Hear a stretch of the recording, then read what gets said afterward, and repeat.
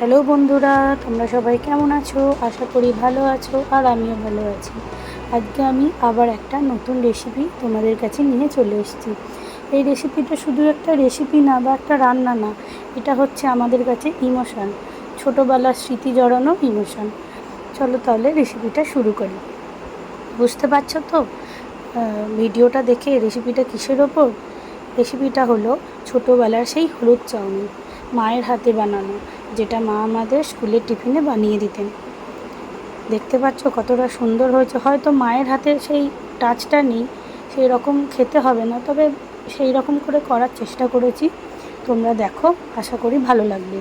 এইভাবে তোমরাও তোমাদের বাচ্চাদের টিফিনে তৈরি করে দেবে, তারাও আনন্দ পাবে আর টিফিনটা শেষ করেও বাড়ি আসবে। চলো তাহলে রেসিপিটা শুরু করি। দেখো, ফার্স্টে কড়াইয়ে সাদা তেল গরম করে নিয়েছি। আর আমার কাছে কোনো সবজিই ছিল না, শুধু ছিল গাজর আর আলু। আমাদের মায়েরা তো তখন শুধু আলু দিয়েই করে দিত, তাই খেতে যা টেস্টি হতো। তাই আমি শুধু আলু, গাজর আর কাঁচা লঙ্কা লম্বা লম্বা করে কুচিয়ে নিয়েছি, দিয়ে সেটাই সাদা তেলে দিয়ে দিচ্ছি।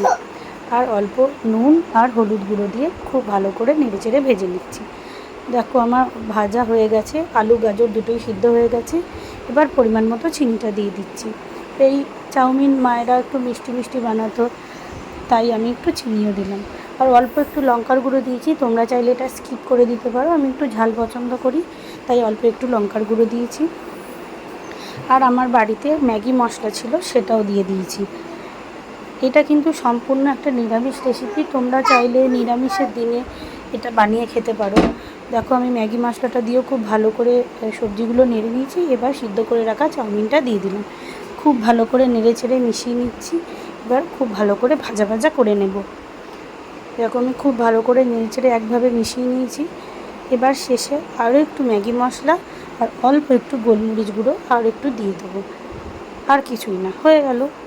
এবার খুব ভালো করে ওপর নিচ করে নেড়ে চেড়ে ভালো করে ভেজে নিতে হবে, তাহলেই হয়ে যাবে আমাদের ছোটোবেলার সেই হলুদ চাউমিন।